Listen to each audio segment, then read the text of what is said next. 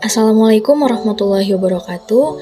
Perkenalkan, nama saya Lucy Sulistiani dengan NPM 202620111201. Di sini saya akan menjelaskan tentang perilaku antar kelompok dan manajemen konflik yang terdapat pada modul 5. Dan video ini saya buat untuk memenuhi tugas mata kuliah perilaku organisasi.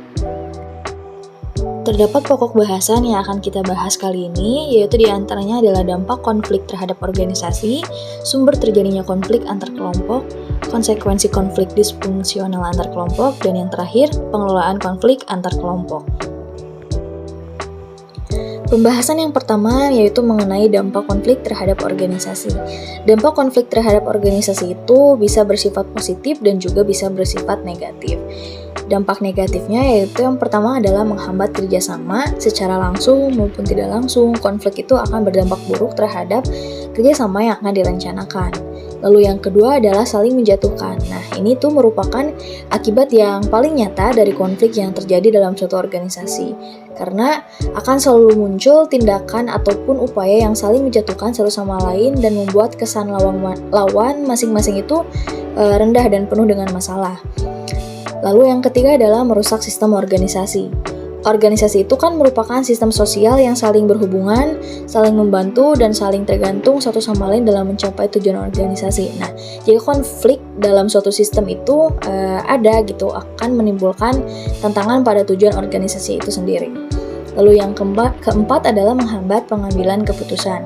Konflik yang destruktif atau bisa juga disebut dengan konflik yang tidak sehat akan menghilangkan kebuntuan diskusi, fitnah, sabotase, serta menghilangkan sikap percaya. Nah, situasi seperti ini tuh tidak akan mungkin mengembangkan sumber dalam pengambilan keputusan.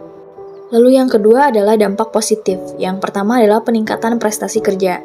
Dengan adanya konflik ini bisa membuat orang yang direndahkan dalam konflik tersebut itu merasa memiliki kekuatan sendiri gitu untuk membuktikan bahwa ia mampu dan sukses dan tidak pantas untuk dihina. Lalu yang kedua adalah hubungan kerja yang baik. Dengan adanya konflik yang terjadi membuat orang itu berpikir untuk mulai mencari alternatif yang lebih baik mengenai hubungan dengan orang lain. Lalu yang ketiga adalah menciptakan perubahan. Konflik berpengaruh besar terhadap kehidupan manusia karena suatu konflik yang terjadi itu dapat mengubah dan mengembangkan kehidupan manusia. Lalu yang keempat adalah peningkatan kreativitas dan cara berpikir kritis gitu. Konflik akan membuat orang untuk berpikir kritis terhadap posisi lawan konfliknya dan posisi dirinya sendiri gitu kan ya.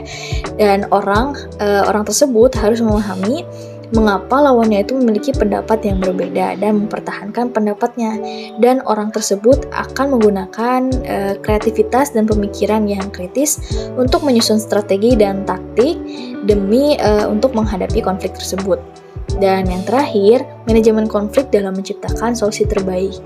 Jika solusi konflik yang terjadi di manage dengan baik gitu dapat menghasilkan solusi yang memuaskan kedua belah pihak yang terlibat. Solusi yang memuaskan itu akan menghilangkan perbedaan mengenai objek konflik. Dan hilangnya perbedaan itu akan membawa keduanya kembali dalam interaksi sosial yang harmonis. Untuk pembahasan selanjutnya yaitu mengenai sumber terjadinya konflik antar kelompok yang disebabkan oleh beberapa aspek gitu. Yang pertama adalah perbedaan individu yang meliputi perbedaan pendirian dan perasaan, perbedaan latar belakang kebudayaan sehingga membentuk pribadi-pribadi yang berbeda pula, perbedaan kepentingan individu atau kelompok, perubahan-perubahan nilai yang cepat dan mendadak dalam masyarakat, dan yang terakhir adalah perbedaan pola interaksi yang satu dengan yang lainnya. Lalu pembahasan selanjutnya yaitu mengenai konsekuensi konflik disfungsional antar kelompok. Konflik disfungsional itu merupakan konflik yang mengganggu tercapainya tujuan suatu organisasi dan bersifat destruktif atau bisa dibilang itu adalah merusak. Contohnya adalah permasalahan perebutan posisi ketua satu organisasi yang dimana berujung di perpecahan pengurus, bahkan mungkin sampai memicu bentrok kekerasan. Nah, konsekuensi konflik ini yaitu terjadi antar kelompok maupun di antara kelompok. Perubahan antar kelompok yang pertama adalah peningkatan kohesivitas kelompok. yang dimana anggota itu menjadi lebih setia kepada kelompok. Lalu yang kedua adalah munculnya kepemimpinan autokratis. Jadi ketika ancaman itu terlibat, maka diperlukan kepemimpinan yang kuat dan cenderung meninggalkan kepemimpinan demokratis. Lalu yang ketiga adalah fokus pada aktivitas. Kelompok menjadi berorientasi pada tugas, di mana penekanan pada penyelesaian tugas kelompok dan mengalahkan musuh. Terus yang terakhir adalah menekankan pada loyalitas.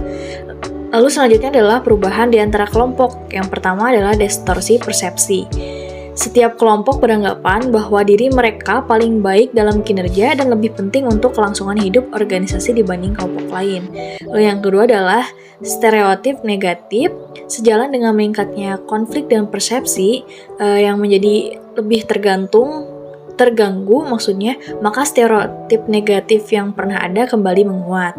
Dan yang terakhir adalah penurunan komunikasi, yaitu komunikasi antar kelompok dalam konflik itu terputus. Selanjutnya yaitu pengelolaan konflik antar kelompok. Spiegel menjelaskan yaitu ada 5 tindakan yang dapat dilakukan dalam menangani konflik. Di antaranya yang pertama adalah berkompetisi. Jadi tindakan ini dilakukan jika kita mencoba memaksakan kepentingan sendiri di atas kepentingan yang lain.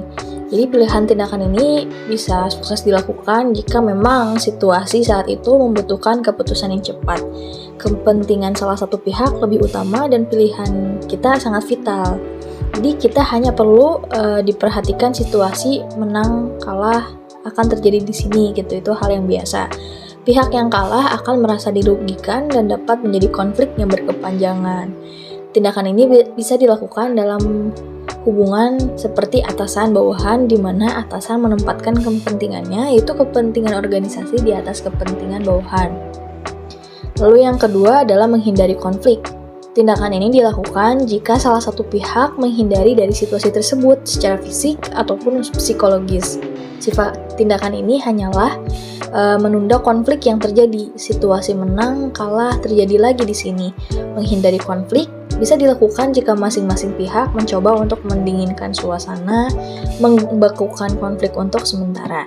Dampak kurang baik bisa terjadi jika pada saat yang kurang tepat konflik meletus kembali, ditambah lagi jika salah satu pihak menjadi stres karena merasa masih memiliki hutang menyelesaikan persoalan tersebut. Yang ketiga adalah akomodasi, yaitu jika kita mengalah dan mengorbankan beberapa kepentingan sendiri agar pihak lain mendapat keuntungan dari situasi konflik itu. Hal ini dilakukan jika kita merasa bahwa kepentingan pihak lain lebih utama atau kita ingin tetap menjaga hubungan baik dengan pihak tersebut. Yang ketiga adalah berkompromi. Tindakan ini dapat dilakukan jika memang kedua belah pihak merasa bahwa kedua hal tersebut sama-sama penting dan hubungan baik menjadi yang utama. Masing-masing pihak akan mengorbankan sebagian kepentingannya untuk mendapatkan situasi menang dan menang. Jadi dua-duanya menang gitu. Lalu yang terakhir adalah berkolaborasi, yaitu menciptakan situasi menang-menang dengan saling bekerja sama. Nah, itu tadi pembahasan mengenai modul 5. Kurang dan lebihnya saya mohon maaf dan terima kasih atas perhatiannya. Wassalamualaikum warahmatullahi wabarakatuh.